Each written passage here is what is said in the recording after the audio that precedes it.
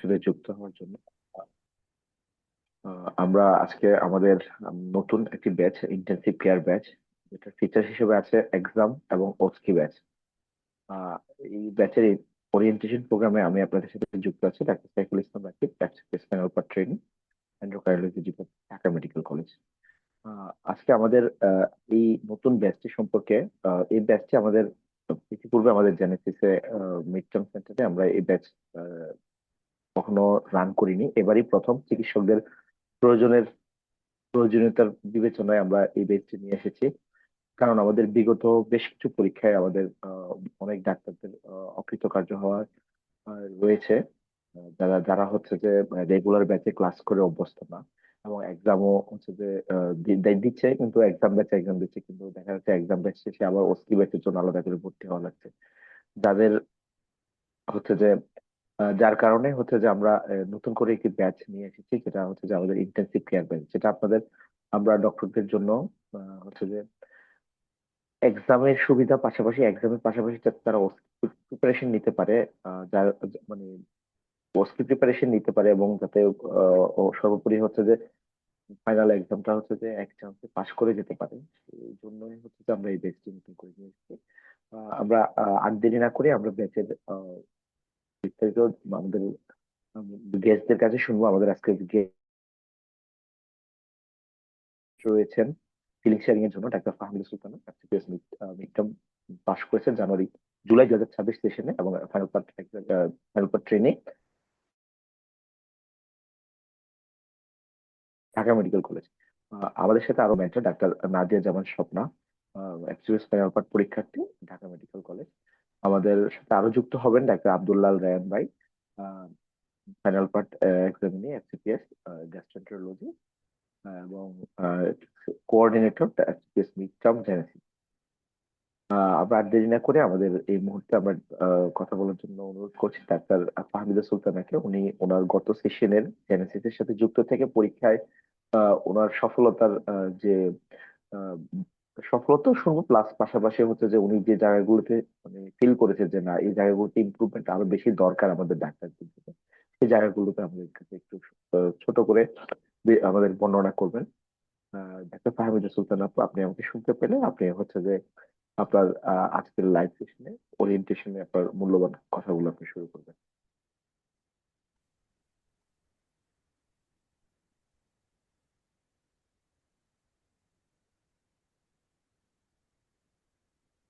ধন্যবাদ ডক্টর রাকিব ভাই।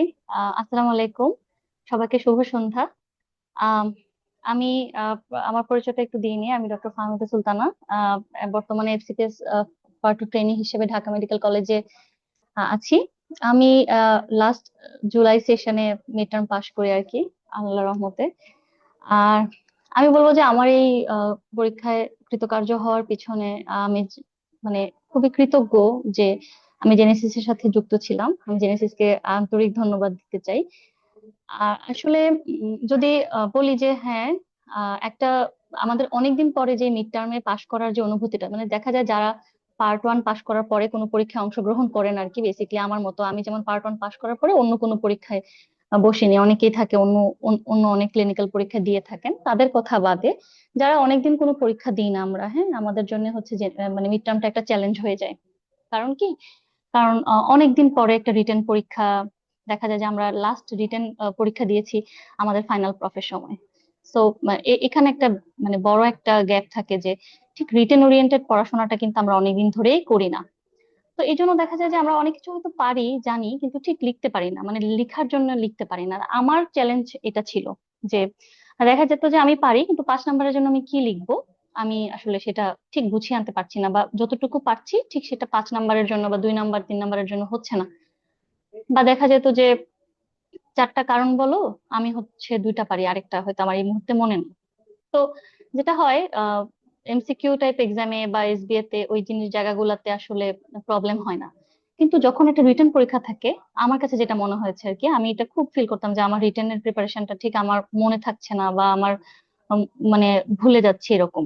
প্লাস কি পড়বো এতদিন পরে রিটেনের পরে, রিটেনের পড়াটা। তো আমার এই এই যে আমার এই মানে উইকনেসটা, আমার যেটা সবচেয়ে বড় উইকনেস, যে কনসেপচুয়াল, মানে কনসেপচুয়াল পড়ালেখার বাইরে বা একটা টপিকের কনসেপশনের বাইরে মানে আমি রিটেনে কি লিখবো, এই দিক নির্দেশনাটার জন্য আমি জেনেসিসকে সবসময় সাথে পেয়েছি। আমি জেনেসিসের কাছে এটার জন্য হার্টফেল্ট আমার গ্রেটিটিউড।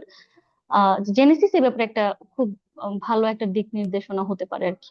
কারণ জেনেসিসের যে ক্লাসগুলো খুবই ওরিয়েন্টেড, খুবই প্রেসাইজ এবং গোছানো। কেউ যদি জেনেসিসের কাজ মানে ক্লাসগুলো সব নিয়মিত করে, আমার মনে হয় যে তার যে রিটেনের গ্যাপটা, কি পড়বো মনে থাকছে না, এই জিনিসগুলো অনেকটুকু মানে সে অন্তত এটা বুঝতে পারবে যে আমি কি পড়তে হবে। আরেকটা জিনিস হচ্ছে এক্সাম। এই যে প্রত্যেকটা টপিকের পরে যে আমাদের এক্সাম গুলো হতো, ওই এক্সাম গুলো যদি কেউ ঠিক মতো দেয়, বা লিস্ট কোচিং এর সাথে না পেস রাখতে পারলেও যদি পরে দেয়, তাহলেও কিন্তু এই যে গ্যাপটা এটা মিটিগেট করা যায়। পার্সোনালি আমি যেটা করতাম, আমি যদি কোনো পরীক্ষা ঠিক মতো নাও দিতে পারতাম, শেষ নাও করতে পারতাম, because we all have a very busy day. কাজ দেখতে পাচ্ছেন আমি নিজেও এখন ডিউটিতে আছি, তো এই মানে এক্সস্টিং ডিউটি করার পরে না ওই প্রতিদিন সন্ধ্যায় পড়তে বসাটা বা হয়ে ওঠে না আমাদের, এটা তো হয় না। তো যার কারণে যে আপনি যদি পরীক্ষাগুলো দেন, না আমি যেটা করেছি যে আমি পরীক্ষাটা যদি ওই টাইমলি নাও দিতে পারি, আমি পরে ওই চ্যাপ্টারটা পড়েছি নিজের মতো, পরে জেনেসিস থেকে কোশ্চেনটা নিয়ে আমি যে কোনো একদিন জেনেসিস যে পরীক্ষাটা আমি দিয়েছি। এই ব্যাপারে মেন্টররা খুবই মানে খুবই খুবই হেল্পফুল, যে আপনি যে কোনো দিন আপনি যে ওখানে পরীক্ষাটা দিতে পারবেন। পরীক্ষাটা দিলে আপনার যে একটা নিজের যে একটা সেলফ ইভালুয়েশন, এটার আসলে কোনো মানে ব্যত্যয়ই হয় না। কারণ পরীক্ষা না দিলে আসলে আপনি বুঝতেই পারবেন না। কাজ ওই যে বললাম যে আমরা লাস্ট পরীক্ষা দিয়েছি হচ্ছে ফাইনাল প্রফের সময়, এই ধরনের পরীক্ষা, রিটেন পরীক্ষা। সো আপনি যদি রিটেন একটা পরীক্ষা দেন, তাহলে অমনি অনেক একটা নিজের একটা ইভালুয়েশনটা আমরা বুঝতে পারি আর কি। আমার ক্ষেত্রে আমি সেটাই করেছি, এবং এই জন্য আমি জেনেসিসের কাছে অনেক কৃতজ্ঞ, কারণ আমি এত কোশ্চেন নিয়েছি পরে, যে আমাদের যে সাপোর্টিং স্টাফরা ছিলেন তারা সবাই বলতো, ম্যাডাম আপনি কি কোনো পরীক্ষা টাইমলি দেন না? মানে এরকম যে আপনি এত পরীক্ষা একসাথে দিচ্ছেন, এতগুলো একসাথে দিবেন।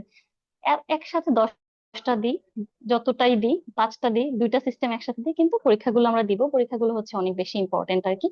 আমার কাছে মনে হয়েছে যে যদি পরীক্ষাগুলো দেন, তাহলে আপনি লেখার সময় বুঝতে পারবেন যে আপনার গ্যাপটা কোথায় হচ্ছে। তো এই ব্যাপারে আমি অনেক মানে ঋণী জেনেসিস এর কাছে, যে আমি যখন যে সিস্টেম নিয়ে কোনো সমস্যার সম্মুখীন হয়েছি বা পরীক্ষা দিতে চেয়েছি, সবাই অনেক সাপোর্টিভ ছিল, হেল্পফুল ছিল। আমার মনে হয় যে জেনেসিস একটা গুরুত্বপূর্ণ এবং একটা সুন্দর দিক নির্দেশনা হতে পারে আর কি, যে কারোর জন্য। কারণ আসলে আমাদের বেসিক কনসেপশন বা ওই জিনিসগুলো তো এখন আমাদের অত একটা প্রবলেম হয় না সাধারণত আর কি এখন। But এই যে দিক নির্দেশনা, কি পড়বো, কতটুকু পড়বো, পরীক্ষায় কি আসে, এই জিনিসগুলা জেনেসিসের মতো প্রেসাইজ আসলে কেউই আহ মনে হয় না যে ভালো মতো বলতে পারবে বা বোঝাতে পারবে। প্রত্যেকটা ক্লাস এত প্রেসাইজ, মানে ক্লাসগুলো যদি কেউ শুনে পড়ে, মানে যদি এটা নাও করতে পারে ফিজিক্যালি, কারণ অ্যাজ মানে আই হ্যাভ মেনশন যে আমাদের একটা বিজি স্কেজুয়াল থাকে, যেটার বাইরে যে সময় পাওয়া যায় না। এটা একটা, যে পরীক্ষাগুলো দেওয়া আর রিটেনের যেই একটা প্রেসাইজ একটা পড়াশোনা, সেটার দিক নির্দেশনাটা জেনেসিস এর লেকচার থেকে আমি সবসময় পেতাম। আমি দেখা যেত সবসময় মানে ওই ক্লাসগুলোর পরে কি কি পড়তে হবে, কি কি থেকে, সেটার ব্যাপারে একটা দেখে ওভারলাইন করে একটা আউটলাইন করে, যে হ্যাঁ আমি এটা এটা পড়বো, এখান থেকে পড়বো আর পরীক্ষাটা দিব। দেন আমি বুঝতাম যে আমি তাহলে এই এই জায়গাটা আমি লিখতে পারিনি, তাহলে কেন পারিনি।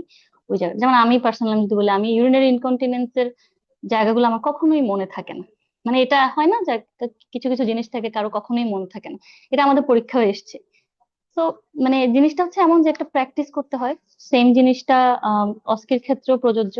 যে আমরা অনেক পেশেন্ট দেখি, যেমন আমি নিজেও এখন ডিউটিতে আছি, পেশেন্ট দেখলাম অনেকগুলো, কিন্তু এক্সাম বেসড যেই প্র্যাকটিসটা সেটা করা হয় না। আমার মনে হয় যে কেউ যদি জেনেসিসের সাথে থেকে এই পরীক্ষার এই প্র্যাকটিস গুলো আমরা যদি করি এভরিডে, সেখানে মেন্টররা থাকেন, আপনি চাইলে মানে যে কোনো এক্সামিনেশন করতে পারবেন যতক্ষণ ইচ্ছা। দেখা যায় যে সবাই অনেক সুযোগ পাওয়া যায় করার এবং নিজেকে ইভালুয়েট করার। তো ওইটা খুবই ইম্পর্টেন্ট যে মানে অস্কি বা ক্লিনিক্যাল প্র্যাকটিস গুলো, কারণ কারণ দেখা যায় যে বেশিরভাগ মানুষের রিটেনে পাশ করার পরে অনেকেই কিন্তু আসলে দুঃখজনক ভাবে ওই ওই ফেজটা পার করতে পারে না। একবার দুইবার তিনবার এরকমও হয় যে ক্লিনিক্যাল প্র্যাকটিস সেশনটা খুবই ইম্পর্টেন্ট, বিকজ বলার ভঙ্গি, আপনি কিভাবে বলবেন, কতটুকু আপনি নার্ভাস হচ্ছেন। হ্যাঁ,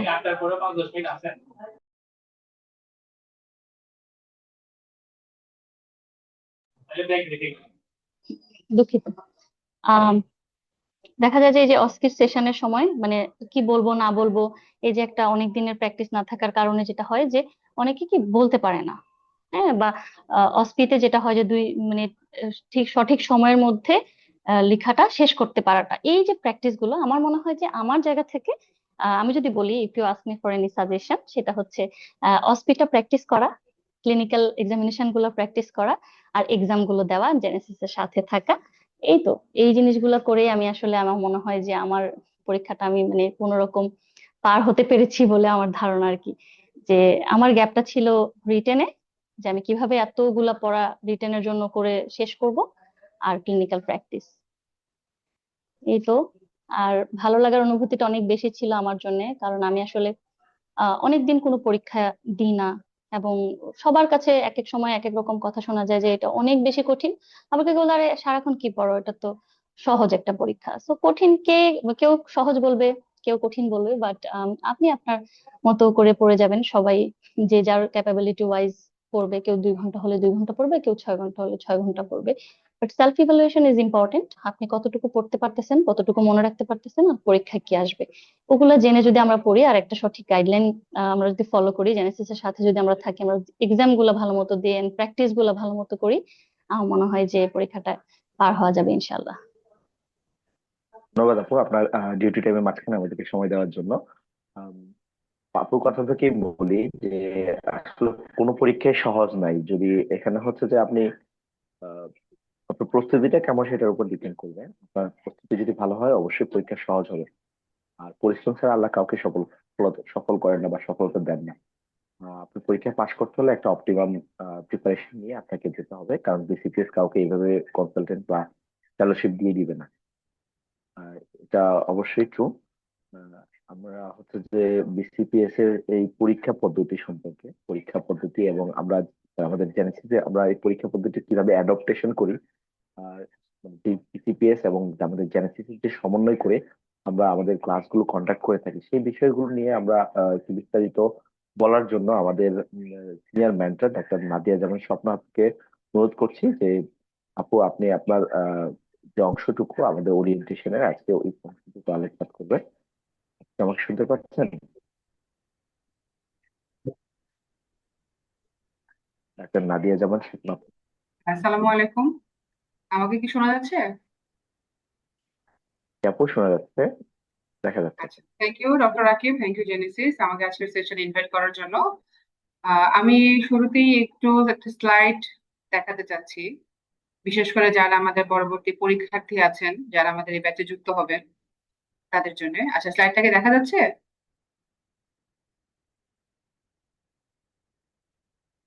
আপু এখনো রোমিং আসতেছে।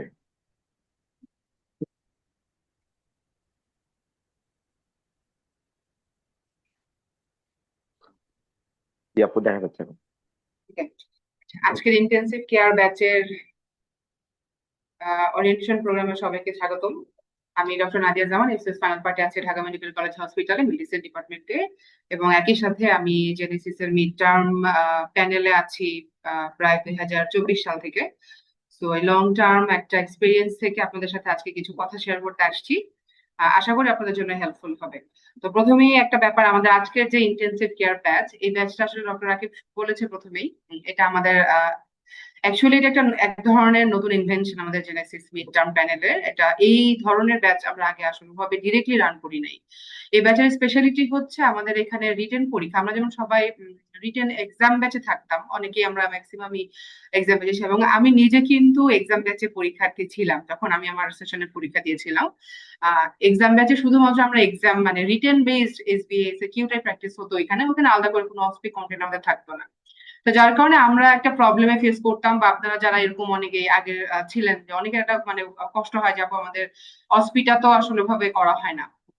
তো যার কারণে দেখা যায় যে যারা এক্সাম ব্যাচে ভর্তি থাকে তাদের ম্যাক্সিমামই রিটেনটাকে খুব ফোকাস করে, ডেফিনেটলি খুব জোর দেয়, কিন্তু পরবর্তীতে অস্পিতে যে তারা আবার একটু পিছায় যায়। তো আমরা এই জিনিসটাকেই যেন ওভারকাম করা যায়, এটাকে যেন কাভার আপ করা যায়, সেই জন্য এই সেশনে ইন্টেনসিভ কেয়ার ব্যাচটা নতুন করে শুরু করা হয়েছে, এবং আমার মনে হয় যাদের প্রিপারেশন নিয়ে ডাউট আছে যে আমি আসলে কেমন পড়ছি, আমি বুঝতে পারছি আমার প্রিপারেশন কেমন হচ্ছে, যাদের একটু ডাউট আছে যে আমি আসলে পড়ছি কিন্তু আমি আসলে বুঝতে পারছি না আমার আপগ্রেড কেমন হচ্ছে বা আসলে আমি পরীক্ষা আসলে লিখতে পারবো কিনা, তাদের জন্য এই ব্যাচটা মানে এই ব্যাচটা বেস্ট হবে।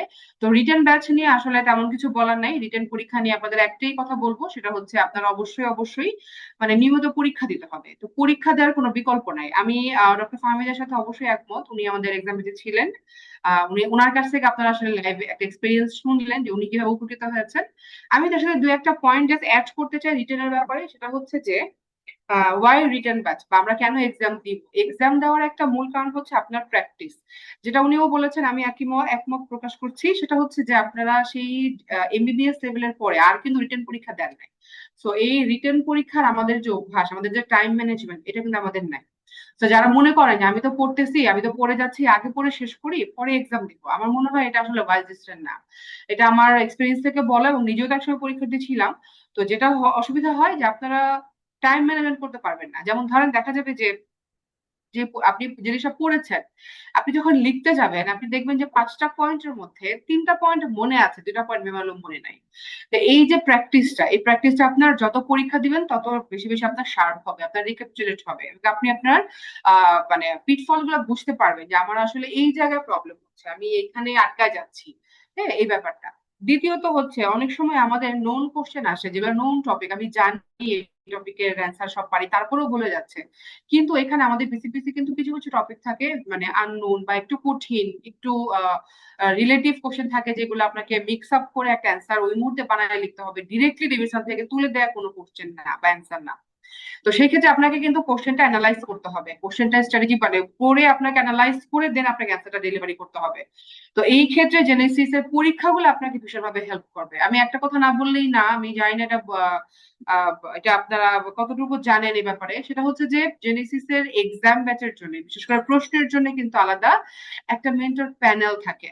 এবং এই প্রশ্নগুলো আলাদা করে কয়েকজন মেন্টর মিলে যখন প্রশ্নগুলো করে জমা দেন, প্রশ্নগুলো আবার আরেকটা সিনিয়র মেন্টর প্যানেল দিয়ে কিন্তু ইভালুয়েটেড হয় যে প্রশ্নগুলো স্ট্যান্ডার্ড হয়েছে কিনা, আর একটু স্ট্যান্ডার্ড কিভাবে করা যায়, কোনো কিছু চেঞ্জ করতে হবে কিনা, বা এই টপিকটা বেশি ইজি হয়ে গেছে, এটাকে আরেকটু স্ট্যান্ডার্ড করতে হবে লাইক সিপিএস।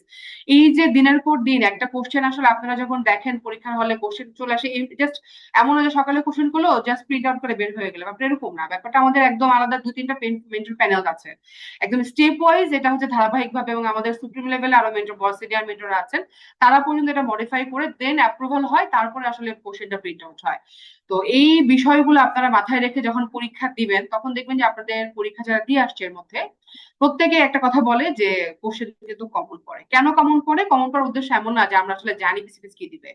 আপনি যখন প্রতিটা পরীক্ষা অ্যাটেন্ড করবেন, একেবারে ক্লাস টেস্ট থেকে শুরু করে review exam, model test, final mock test, আপনি কিন্তু একদম লেভেলে লেভেলে প্রতিটা স্টেপে স্টেপে আপনাকে আমরা সেভাবেই রেডি করে ফেলবো যে একটা সহজ কোশ্চেন আসলে আপনি কিভাবে লিখবেন, কমপ্লিকেটেড কোশ্চেন আসলে কিভাবে লিখবেন, আনকমন টপিক আসলে আপনি কিভাবে লিখবেন, ইভালুয়েশন টাইপের কোশ্চেন আসলে আপনি কিভাবে লিখবেন, সে লেখার প্যাটার্ন, টাইম ম্যানেজমেন্ট সবকিছু মিলায়ে এক্সাম ব্যাচের কোনোই বিকল্প নাই। এবং আপনারা অবশ্যই চেষ্টা করবেন নিয়মিত পরীক্ষা দিতে, যেটা ফাহমিদা বলেছেন যে একদিনে যদি একটা পরীক্ষা মিসও করে যান ডাজন্ট ম্যাটার, পরের দিন আপনার হলে দিতে হবে। এবার আমি আপনাদের আসি আমাদের এই ব্যাচের আরেকটা যেটা এক্সক্লুসিভ সেশন, সেটা হচ্ছে অসপি। তো অসপি ম্যাটেরিয়াল নিয়ে আপনাদের অনেকের একটা কোয়ারিজ থাকে যে আপনারা অনেকেই জানেন না যে আমাদের অসপিতে আসলে কি থাকবে না থাকবে। তো এই ব্যাপারটা নিয়ে আমি যদি আপনাদের একটু বলি, অসপি প্রথমত আসে যে অসপি থেকে আসলে খুব মানে আমাদের মিড টার্মটা খুব সোজা, ডেফিনেটলি না। আপনারা অনেকের কাছে শুনবেন যে কেউ কেউ বলে আহ মিড টার্ম এটা কেউ পড়তে হয়, এটা তো অনেক সোজা। আমি আমার ক্লাসে, বিশেষ করে আমি আমার ক্লাসে প্রিভিয়াস কিছু সেশনের কোশ্চেন আমি আপনাদেরকে দেখাই ইউজুয়ালি, যারা আমার ক্লাস করেছেন তারা সবাই এই জিনিসটা দেখেছেন। আমি জানি আপনার ওই ওই স্লাইড দেখার পর আপনারা সবাই শিওর হয়েছে যে বিসিপিএস এর মিড টার্ম ডেফিনেটলি কোনো সহজ পরীক্ষা না, ডেফিনেটলি না, 100% না। কারণ 2021-22 সেশনে যে পরীক্ষার কোশ্চেন ছিল, 2025-26 সেশনে কোশ্চেন আর সেরকম নাই। সুতরাং আপনারা যদি একটু স্ট্র্যাটেজিক্যালি দেখেন, দেখা যাবে কোশ্চেন কি রকম চেঞ্জ হয়ে যাচ্ছে এবং পরীক্ষার ডে বাই ডে কঠিন থেকে কঠিনতর হচ্ছে। আপনাদেরকে কিন্তু সেভাবেই বিসিপিসির সাথে তাল মিলিয়ে প্রিপারেশন নিতে হবে। আমি এই যে স্লাইডটা এখন দেখাচ্ছি, এটা হচ্ছে 2-1 সেশন আগের একটা ঘটনা। যেই সেশনে পরীক্ষার্থী ছিল, মানে আমাদের গত সেশনে তার আগের সেশন, অ্যাকচুয়ালি এক সেশন আগের এটা, পরীক্ষার্থী ছিল 450 জনের মতন অ্যারাউন্ড, রিটেন পাস করেছে 270 জন অ্যারাউন্ড, এবং ফাইনাল পরীক্ষায় আউটপুট হিসেবে তারা বের হয়ে আসছে মাত্র 162 জন। তার মানে 450 থেকে অ্যারাউন্ড 150-র কাছাকাছি আর কি 160 প্লাস পাস করেছে। তো ওভারঅল পাস রেট ছিল 35%। সো এই যে 35% পাস, এটা আমার কাছে মনে হচ্ছে না, আপনাদের কাছেও নিশ্চয়ই মনে হবে না যেটা খুব একটা ইজি পরীক্ষা। আমি যদি গত সেশনের পরীক্ষার রেজাল্ট আপনাদের দেখাই, যে জুন 26-এ আমরা জানি যে এর আগের সেশনের পরীক্ষাটা বেশ কঠিন ছিল, অসপি রিটেনে প্রচুর ফেল হয়েছে, ইভেন তো এসবিও খুব হার্ড ছিল। এই সেশনে আমরা যদি পরীক্ষা দেখি, এর মধ্যে টোটাল পরীক্ষার্থী ছিল প্রায় 900 জন, রিটেন পাস করেছে 728 জন, এবং অসপি মিলায় ফাইনালি বের হয়েছে 500, মানে 550 জনের মতন, মানে 900 পরীক্ষার্থীর মধ্যে থেকে 550 জন পরীক্ষা পাশ করেছে। তো এখানেও পাস রেট কিন্তু 60%। এবং এই সেশনের একটা বড় অ্যাডভান্টেজ ছিল আমাদের আমাদের যারা পরীক্ষার্থী ছিলেন তারা জানেন যে আমাদের জেনেসিসে যারা নিয়মিত ছিল প্রত্যেকের রিটেন কোশ্চেন থেকে শুরু করে এসবি বলেন, রিটেন বলেন, অসপি বলেন, ডিরেক্টলি আমাদের অনেক টপিক, অনেক একদম আমরা যেভাবে পড়িয়েছি ওভাবেই পরীক্ষা আসছে। তারপরেও দেখেন 60% পাস। তো সুতরাং বিষয়টা আসলে এমন না যে পরীক্ষা খুব ইজি। সো ম্যাক্সিমাম ফেল কিন্তু আমাদের এখানে একটা অসপিতে বড় অংশ ফেল করা যাচ্ছে। সো অসপিটা আপনাদেরকে শুরু থেকে প্রিপারেশন নিতে হবে। তো অসপিতে আপনাদের মূলত যে কন্টেন্ট গুলো থাকে, তার আগে একটু বলি যে আপনাদের কন্টেন্ট কি থাকে আপনারা জানেন অলরেডি। আপনাদের প্রথম দিন পরীক্ষা হবে এসবিএ, দেন এসএকিউ।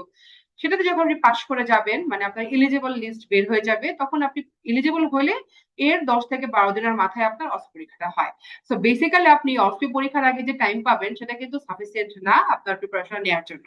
এই কথাটা বলার জন্য এই স্লাইডটা দেখানো। সুতরাং কেউ যদি মনে করেন যে আমি আগে রিটেন পরীক্ষাটা দিয়ে নেই, শুধু রিটেন গুলোই কন্টিনিউ করি, এক্সামের সাথে রিটেন দেই, অসপির সময় অসপি দেখা যাবে না, ওই দেখা আসলে আর হবে না। আলটিমেটলি আমাদের এক্সপিরিয়েন্স থেকে বলা যে যারা এই ধরনের অ্যাটিটিউড করেন যে আমরা আগে রিটেন কভার করি পরে অসপি দেখা যাবে, তাদের ম্যাক্সিমামই দেখা যায় যে আসলে আর ফাইনালি আর পাশ করে আসতে পারেন না। অথবা কিছু এক্সাম্পল থাকে যারা করেন খুব, এটা আসলে ভেরি ডিফিকাল্ট, সবাই এই বার্ডেন আর নিতে পারে না।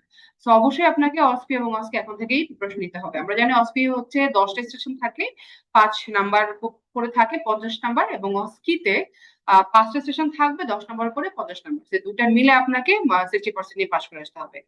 এখন অসপি এবং অস্কির প্রিপারেশনটা আপনারা কিভাবে নেবেন? সাইমালটেনিয়াসলি নিতে হবে। যখন আপনি ট্রেজারের প্রিপারেশন নেবেন, একই সাথে আপনাকে রিটেনের সাথে সাথে অসপির প্রিপারেশনটা ফুলফিল করতে হবে।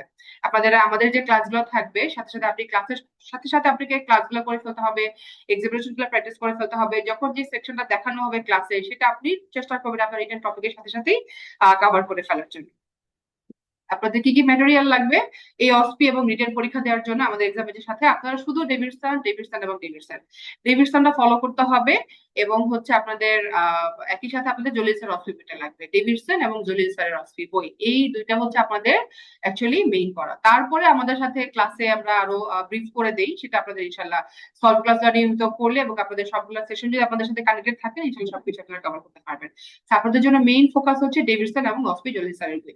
এছাড়া অসপির জন্য আপনাদের যে এক্সামিনেশন থাকে, আপনাদের ইসিজি থাকে, কিছু রেডিওলজি থাকে, এবং আপনাদের হিস্ট্রি এবং কাউন্সিলিং থাকে অস্কিতে। তো সেই জন্য আপনাদেরকে এই বইগুলা হাতের কাছে থাকতে হবে।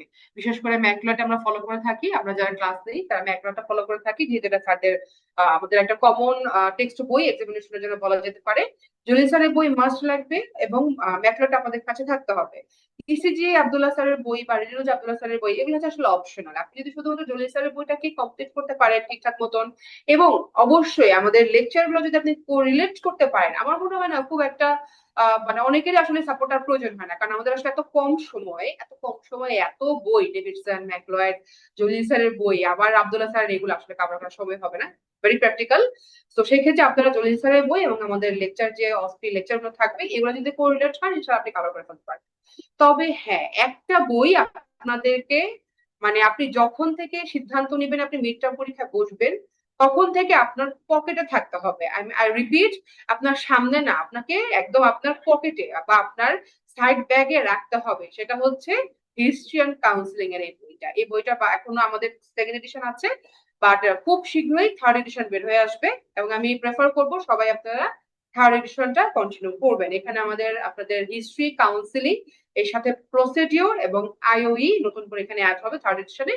তো এই বইটা আপনাদের শুরু থেকে লাগবে। কেন লাগবে? কারণ অসপি এবং অস্কিতে আমরা যদি কন্টেন্ট দেখি, অস্কিতে আমাদের হিস্ট্রি টেকিং থাকবে 2টা, এবং এক্সামিনেশন থাকবে 2টা, এবং আইওই থাকবে 1টা। সুতরাং এখানে দেখেন যে হিস্ট্রি 2 মানে 20 নাম্বার, এবং আইওই 1টা মানে 10 নাম্বার, এখানে 30 নাম্বার। যেখানে আপনার 60-এ পাস, 30 নাম্বার কভার করছে শুধুমাত্র এই 3টা টপিক। এর সাথে আমরা চলে আসি অসপিতে। অসপিতে আমাদের কিন্তু প্রসিডিউর থাকবে, একটা প্রসিডিউর থাকবে এবং একটা কাউন্সিলিং থাকবে। তাহলে এখানে 10 নাম্বার, তাহলে 30 এবং 10 40 নাম্বার।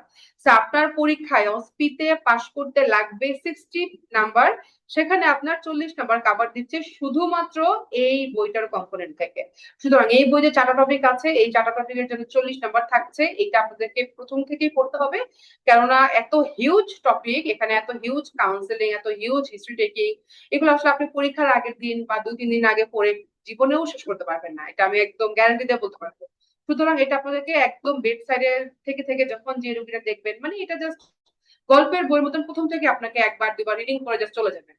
তার সাথে যখন রিভিশন করবেন ইনশাল্লাহ এটা আপনার কোঅর্ডিনেট হয়ে যাবে। আর অসপি যেদিন আপনারা থাকবে পরীক্ষাটা, অসপিতে তো আপনারা সবাই মোটামুটি জানেন, ছোটবেলা আপনারা অসপি দিয়ে আসছেন, সেটাই জাস্ট এখানে হয়তো কোশ্চেনটা একটু স্ট্যান্ডার্ড হবে, যেমন একটা x ray, ECG, CT scan, MRI, data interpretation, সেটা হতে পারে কোনো একটা সিনারিও দিয়ে দিবে অথবা কোনো একটা এবিজি অ্যানালাইসিস দিতে পারে।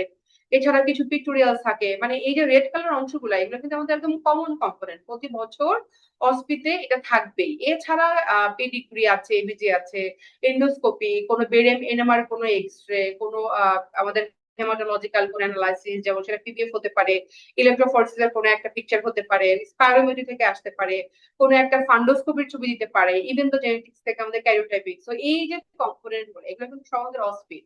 আপনি যদি রিটেনের সাথে সাথে প্রতিটা টপিকস বেস, যখন আপনি অ্যানিমিয়া পড়ছেন, হেমোলাইটিক অ্যানিমিয়া, আপনি যদি একটু পিডিএফ থেকে দেখে ফেলেন পিডিএফটা, এটা পিডিএফটা কেমন পিকচার, জলি স্যার বইয়ে তো ইন্ডেক্স দেওয়াই আছে। আপনি যখন একটা ইসিজি পড়বেন, ডেভিডসন থেকে আপনি একটা অ্যারিথমিয়া পড়ছেন, আপনি টেস্টবিটি পড়ছেন, আপনি একটু জলি স্যার বই থেকে ইসিজি দেখে ফেলেন, সাথে করেসপন্ডিং আমাদের যে লেকচার ক্লাস সেটা অ্যাটেন্ড করেন। আমার মনে হয় এরকম করে করতে পারলে আপনাদের ইনশাল্লাহ আসলে খুব একটা অসুবিধার কথা না, ইনশাল্লাহ আপনার সবাই খুব স্মুথলি, একটু লেস প্রেশার, মেন্টাল প্রেশারটা কম নিয়ে ইনশাল্লাহ পাশ করে আসতে পারবেন। আর আর কি লাগবে যদি আপনারা পাশ করতে চান, অবশ্যই আমাদের একটা গোল সেট করতে হবে, একটা প্ল্যান করতে হবে। প্ল্যানটা হবে আপনাদের জেনেসিস এর সাথে। আপনি জেনেসিস এর রুটিনটাই হবে আপনার ফাইনাল রুটিন, আপনি জেনেসিস এর রুটিনটাকে ফলো করবেন। এইভাবে আপনি যদি ডেডিকেশন থাকে, আপনার ডিটারমিনেশন থাকে, একটা রিডিং পার্টনার, একটা প্রপার ট্রেনিং, এবং ফাইনালি আল্লাহর কাছে দোয়া, সবকিছুই আসলে কম্বিনেশনে। মিড টার্মে এমন না যে আপনি শুধু বই খাতা দিয়ে পড়বেন আর আপনি রুগী ওয়ার্ডে যাবেন না, সব ফেলে ফুলে, আসলে ওগুলো ওরকম আসলে হয় না। আপনি যত বেশি ট্রেনিং এ থাকবেন, যত আপনি পেশেন্টের সাথে ওরিয়েন্টেড থাকবেন, আপনি যখন একটা পেশেন্টের সাথে কথা বলবেন, আপনি যখন হিস্ট্রি নিবেন, আপনার অ্যাডমিশনের দিন আপনি হিস্ট্রি নিচ্ছেন, সেই হিস্ট্রিটাই আপনি যদি ট্রাই করেন, আপনি প্রসিডিওর ওয়াইজ দিতে, জাস্ট লাইক আমাদের বইয়ে যেভাবে দেওয়া আছে, আপনি যদি একটা রোগীকে কাউন্সেলিং করেন, সেটাই আপনি যদি একটা প্রসিডিওর বেস করেন, আপনি একটা এক্সামিনেশন লাইক প্রসিডিওর ধরে করেন, তো এই জিনিসগুলো কিন্তু আপনাকে অবশ্যই অবশ্যই পরীক্ষার আগে কনফিডেন্স বাড়াতে এবং আপনার মানে একদম কমপ্লিট একটা প্রিপারেশনে কিন্তু অনেক বেশি হেল্পফুল হবে। সো অবশ্যই আপনাকে একটা গোল সেট করতে হবে, প্ল্যান করতে হবে, এবং সেভাবে কাজ করতে হবে, এবং প্রচুর প্রচুর প্রচুর পরীক্ষা দিতে হবে। পরীক্ষা না দিলে, প্র্যাকটিস না করলে এটা পসিবল না।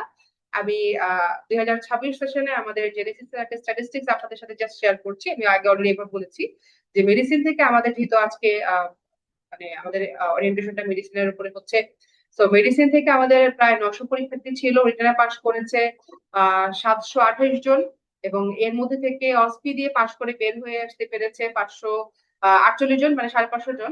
জেনেসিস থেকে এই যে টোটাল 550 পাস করেছে, তার মধ্যে জেনেসিস থেকেই পাস করেছে 350 স্টুডেন্ট, আলহামদুলিল্লাহ। তো এই যে অ্যানালাইটিক্যাল যে স্টাডিটা আমরা দেখলাম, এখানে দেখা যাচ্ছে যে আসলে জেনেসিস থেকে প্রায় 77%, মানে যারা আমাদের সাথে কানেক্টেড ছিলেন তাদের মধ্যে মোর দ্যান 77% পরীক্ষার্থী কিন্তু আলহামদুলিল্লাহ পাস করে আসতে পারছেন। সুতরাং আপনারাও পারবেন যদি আপনারা আমাদের সাথে লেগে থাকেন। আপনাদের চেষ্টা করতে হবে, আমরা সাপোর্ট দেওয়ার জন্য অলওয়েজ রেডি আছি। যে কোনো সমস্যায় যে কোনো সময়, সেটা যত রাতই হোক, যত মানে পরীক্ষার আগের দিন পর্যন্ত আমরা চেষ্টা করি আপনাদেরকে প্রপার সাপোর্ট দেওয়ার জন্য। কিন্তু আপনাদেরকে আসলে চেষ্টা করতে হবে, আপনাদের চেষ্টার বাইরে কোনো কিছু নাই।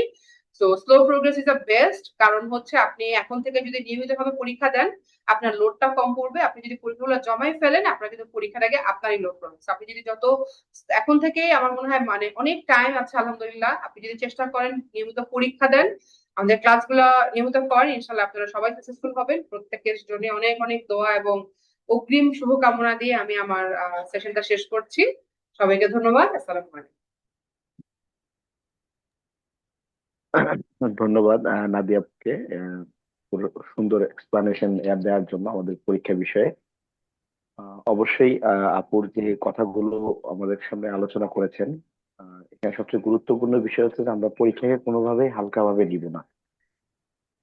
এই একটা বিষয়। দ্বিতীয় বিষয় হচ্ছে যে আমাদের যে পরীক্ষা, স্পেশালি এখানে আমাদের যখন আমরা এক্সাম ব্যাচের থেকে প্রিপারেশন নিতে থাকি, ওই সময় হচ্ছে যে আমরা ওস্কি ব্যাচ বা ওস্কি প্র্যাকটিসের জিনিসটা আমাদের মাথা থেকে চলে যায়। যখন আমরা রিটেন পাস করে যাই, রেজাল্ট আসে, তখন হাতে আর খুব বেশি ডেট থাকে না যে আমাদের পরীক্ষা দিব বা রিটেনের পরবর্তী সময় কখন প্র্যাকটিস করবো কি বিষয়টা।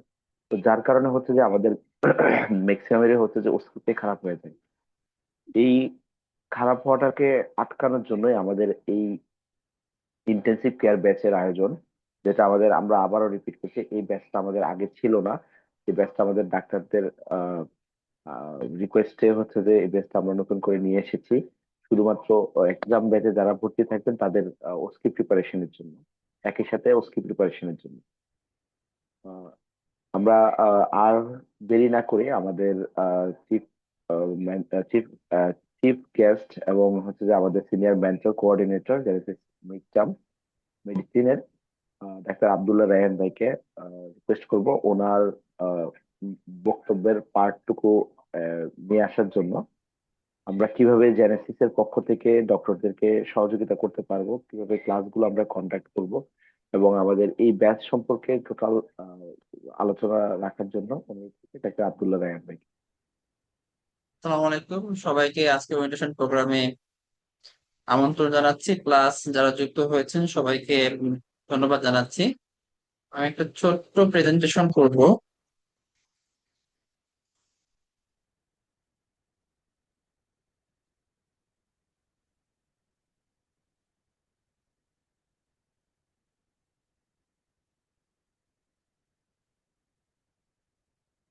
তো প্রথমে আমার পরিচয় দিই, আমি ডক্টর আব্দুল্লাহ রাইয়ান।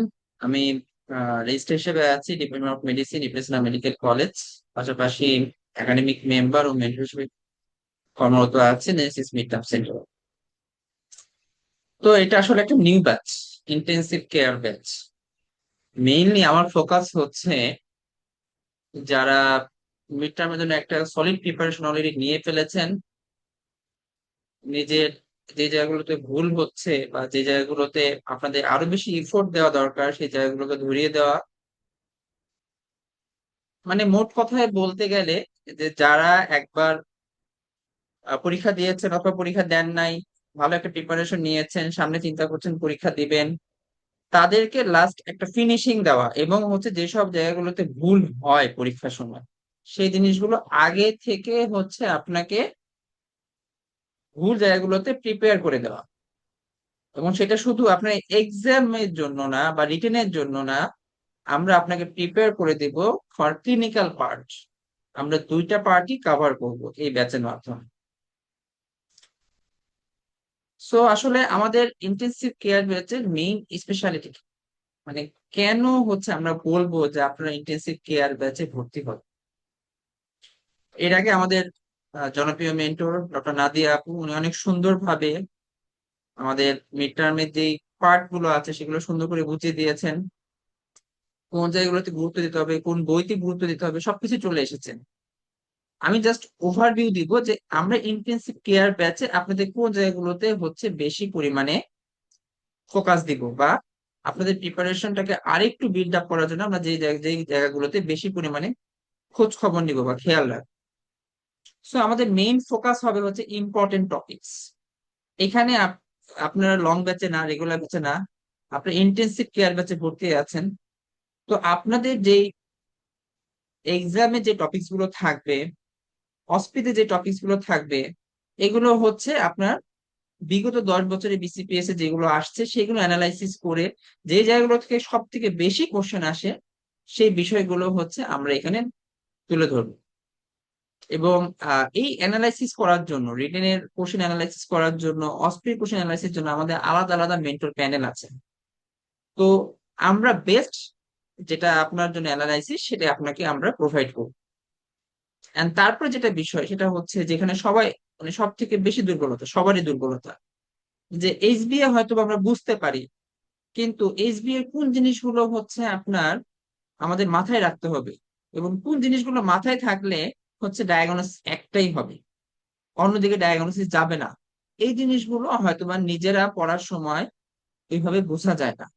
কিন্তু যারা দীর্ঘদিন ধরে কোশ্চেন অ্যানালাইসিস করছেন, বিভিন্ন ধরনের এসবিএ কোশ্চেন অ্যানালাইসিস করছেন, তারা এটা সহজেই আপনাকে বলে দিতে পারবে যে হ্যাঁ আপনার এই জায়গাগুলোতে বা একটা সিনারিওতে যদি এই পয়েন্ট গুলো থাকে তাহলে আপনাকে এই ডিজিজের বাইরে অন্য কিছু চিন্তা করার কোনো সুযোগ নেই।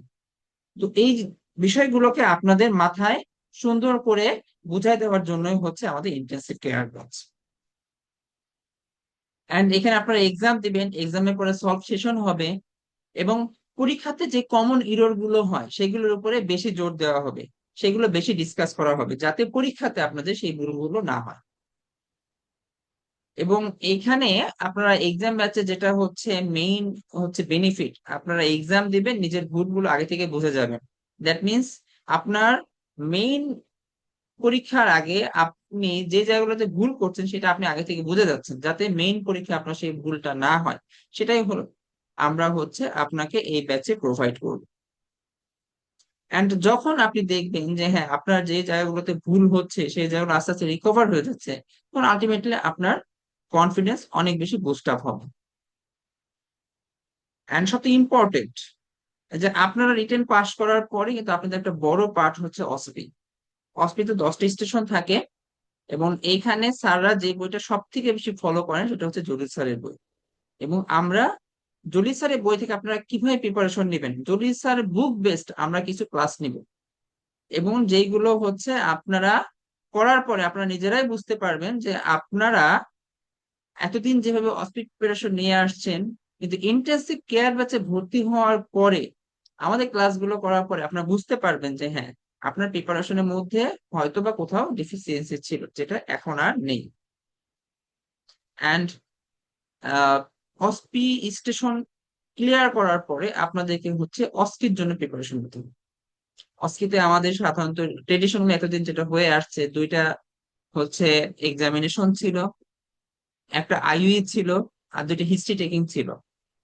সো আপনাদের সময় হয়তোবা একটু চেঞ্জ হতে পারে, হয়তোবা দুইটা স্টেশনে একটু চেঞ্জ হতে পারে, একটাতে শর্ট কেস দিতে পারে, আরেকটাতে হচ্ছে আপনার মানে শর্ট, আরেকটাতে হচ্ছে আপনার টেবিল ভাইবা দিতে পারে, সামহাও এরকম কিছু একটা করবে। একদম পরিপূর্ণভাবে চেঞ্জ করে দিবে এটা আমরা এখনো চিন্তা করছি না, তারপরেও যারা ইন্টেনসিভ কেয়ার ব্যাচে আছেন আমরা চেষ্টা করব যে বিসিবিএস এর যে নিউ আইডিয়া, যেটা হচ্ছে clinically short case, long case এবং হচ্ছে টেবিল ভাইবা তারা নতুন ভাবে অ্যাড করতে চায়।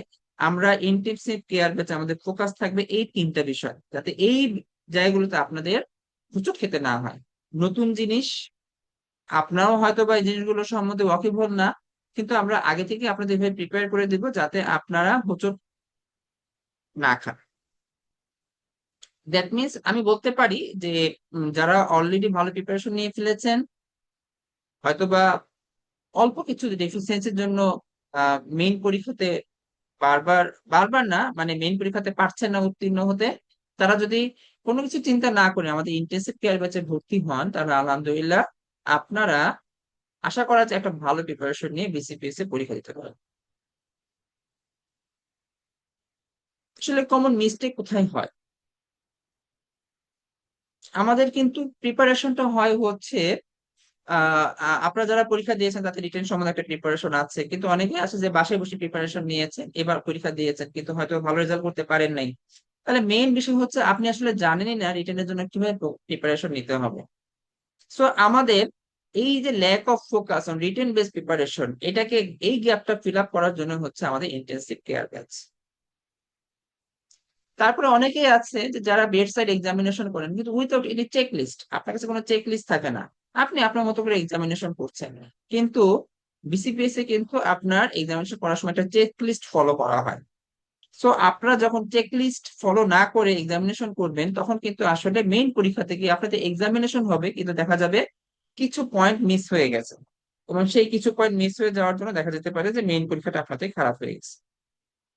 সো এটা একটা অত্যন্ত গুরুত্বপূর্ণ একটা মিস্টেক, যেটা হচ্ছে আমরা ইন্টেনসিভ কেয়ার ব্যাচে এই বিষয়ে গুরুত্ব দিব, যাতে চেকলিস্ট অনুযায়ী আপনারা এবং রানিং কমিটি অনুযায়ী আপনারা এক্সামিনেশন গুলো প্র্যাকটিস করতে পারেন। এন্ড আমাদের আসলে ট্রেডিশনালি আমরা যে জায়গাগুলোতে মানে আমরা ট্রেনিং করি সেখানে FCPS mid term exam related clinical round হয় না, সেখানে মেইনলি ক্লিনিক্যাল রাউন্ড হয় হচ্ছে FCPS final part preparation based, তো যেটা আসলে মিড টার্মে আপনাদের জন্য খুব বেশি হেল্পফুল হয় না। তো এই ডিফিসিয়েন্সিটা আমরা চেষ্টা করব আপনার হচ্ছে ইন্টেন্সিভ কেয়ার ব্যাচে ফুলফিল করে দেওয়ার জন্য। অলসো মর্নিং সেশনও হয় এক্সপ্রেস ফাইনাল পার্ট প্রিপারেশনের জন্য, সেখানে টপিক প্রেজেন্টেশন হয়, শর্ট কেস প্রেজেন্টেশন হয়, লং কেস প্রেজেন্টেশন হয়, এগুলো আসলে মেইনলি ফাইনাল পার্টে বেশি লাগে। অ্যান্ড সর্বশেষ যেটা মিস্টেক হয় সেটা হচ্ছে যে আমরা প্রিপারেশন ঠিকই নেই, কিন্তু এফসিপিএস মিড টার্ম রিলেটেড যে কনসেপ্ট সেটা আসলে আমাদের ক্লিয়ার থাকে না। আমাদের কয়টা অসপি থাকবে, কয়টা অসপি থাকবে, রিটেনে কয়টা কোশ্চেন থাকবে, এসবি তে কয়টা কোশ্চেন থাকবে, এই জিনিসগুলো হয়তো অনেকে আমরা জানি না। তো আজকে ওরিয়েন্টেশন ক্লাসে নাদিয়া আপু অনেক সুন্দরভাবে আপনাদের কনসেপশন ক্লিয়ার করে দিয়েছে। আশা করা যায় যে এরপরে আপনাদের এফসিপিএস মিড টার্ম প্রিপারেশন কেন্দ্রিক আর কোনো কনসেপ্ট ডিফিসিয়েন্সি থাকবে না। সো আসলে আপনি কেন আমাদেরকে চুজ করবেন? কারণ হচ্ছে আমাদের এক্সপার্ট মেন্টর প্যানেল আছে যারা অনেক আগে থেকে কাজ করছেন। 2019 সাল থেকে অনেকে কাজ করছে, 2020 সাল থেকে অনেকে কাজ করছে। দ্যাট মিনস আমরা কোনো নতুন কোচিং সেন্টার না বা নতুন কোনো এডুকেশন সেন্টার না। এখানে আপনার এক্সপার্ট মেন্টর প্যানেল পাবেন যারা অলরেডি বিসিপিএস এর বিভিন্ন আহ, হচ্ছে যে আপনার পরীক্ষাগুলো অ্যানালাইসিস, কোশ্চেনগুলো অ্যানালাইসিস করেছেন, এবং সেইখান থেকে যে যে জিনিসগুলো হচ্ছে আপনার জন্য ইম্পর্টেন্ট সেই জিনিসগুলো আপনাদেরকে ইন্টেন্সিভ কেয়ার ব্যাচে প্রোভাইড করা হবে। অ্যান্ড এটা হবে সম্পূর্ণ well organise schedule. And also এখানে এক্সপিরিয়েন্স এক্সিকিউটিভ প্যানেল থাকে। আমরা তো মেন্টর প্যানেল যারা আছি এর বাইরেও তো অফিসিয়াল যে কাজগুলো আছে সেখানে আমাদের যারা এক্সিকিউটিভরা কাজ করবে তারা অনেক বেশি এক্সপিরিয়েন্সড। এবং এর বাইরে হচ্ছে আপনাদের দেখা যাবে যে আহ কোনো একটা বই নেওয়া, তারপরে হচ্ছে কুরিয়ার সার্ভিস, তো সেখানে আমাদের এমএলএস প্যানেল আছে, তারাও অনেক বেশি হার্ড ওয়ার্কিং, তারা দিনরাত কাজ কাজ করে যাচ্ছে। এবং আমাদের কুরিয়ার সার্ভিসের ব্যবস্থা আছে, যারা ঢাকার বাইরে থাকবেন তারা আমাদের কুরিয়ার সার্ভিসটা নিতে পারবেন। এবং সব থেকে ইম্পর্টেন্ট যেটা সেটা হচ্ছে আপনার হোয়াটসঅ্যাপ আমাদের একাডেমিক গ্রুপ করা হবে আপনাদের সবাইকে নেবে, এবং সেখানে আপনার 24 আওয়ার্স আমাদের সার্ভিস পাবেন। এনি কাইন্ড অফ কোয়ারি আপনার হোয়াটসঅ্যাপে করবেন এবং আমাদের সিনিয়র মেন্টররা সেখানে থাকবে আপনাদের সব কোশ্চেনে অ্যান্সার দেওয়ার জন্য। সো অ্যাট লাস্ট সবাইকে ধন্যবাদ জানাচ্ছি এতক্ষণ আমার কথা শোনার জন্য, এবং সবকে আহ্বান জানাচ্ছি ইন্টেন্সিভ কেয়ার ব্যাচে ভর্তি হওয়ার জন্য। তো নিশ্চিতের জন্য সবাই দোয়া করবেন, এবং আমরাও দোয়া করি যাতে আপনারা এক চান্সে এফসিপিএস পাস করতে পারেন, মিড টার্ম পাস করতে পারেন। এখন আমি ধন্যবাদ। রাকিবকে আমাদের আজকের ওরিয়েন্টেশন প্রোগ্রামের কনক্লুশন টানার জন্য অনুরোধ জানাচ্ছি। সালাম। ধন্যবাদ আব্দুল্লাহ রায়হান ভাইকে, আমাদের mid term coordinator, Genesis mid term medicine. ওনার যেই তথ্যবহুল গোছানো প্রেজেন্টেশন নিয়ে আসার জন্য। হ্যাঁ, আমরা আসলে সবাই চাই, ভাইয়ের কথা ধরেই বলি, আমরা সবাই চাই একবারে পাশ করে যাই, এবং হচ্ছে যে পাসটা যাতে আমাদের জন্য সহজ হয়। সেই বিষয়টা আমাদের সবার লক্ষ্য কিন্তু একটাই, যে মিড টার্ম পরীক্ষার্থীরা পরীক্ষা যাতে সহজে পাশ করে। এখন কিভাবে পাশ করতে হবে, এই বাধাটা আপনি কিভাবে পেরোবেন, এই জিনিসটা পথ দেখাই দেওয়ার জন্য আপনাদের সাথে আছে জেনেসিস, এবং আপনারা রাইটলি চুজ করবেন জেনেসিসকে। এবং কেন চুজ করবেন সেটা অলরেডি আমাদের আজকের কথাবার্তা বা আজকের ওরিয়েন্টেশন ক্লাস থেকে আপনারা জানতে পেরেছেন। এবং ভবিষ্যতে যারা আমাদের সাথে যুক্ত হবেন, আমাদের প্রত্যেকটা কার্যক্রম এবং প্রত্যেকটা লেকচার, প্রত্যেকটা ক্লাস, প্রত্যেকটা পরীক্ষা, প্রত্যেকটা এক্সামিনেশনে এবং প্রত্যেকটা কথাবার্তায় আপনারা জিনিসগুলো আরো বেশি প্রতিফলিত হবে যে আপনারা কেন জেনেসিসকে চুজ করেছেন। আমরা আশা রাখবো ডক্টররা হচ্ছে যে আমাদের যে ইন্টেন্সিভ কেয়ার ব্যাচ, এই ব্যাচে ভর্তি হবেন এবং হচ্ছে যে ওনাদের মিড টার্ম প্রস্তুতির সঙ্গী হিসেবে জেনেসিসকে বাছাই করবেন। ধন্যবাদ সবাইকে। আমি আজকের ওরিয়েন্টেশন ক্লাসটা এখানেই শেষ করছি। আমাদের সাথে যারা যুক্ত ছিলেন ধন্যবাদ সবাইকে, এবং special thanks to doctor Fahmida Sultana, doctor Nadia আপু এবং ডক্টর আব্দুল্লাহ রায়হান ভাইকে আজকের সেশনটি আমাদের মূল্যবান সময় দিয়ে সুন্দর করার জন্য। সালামু আলাইকুম।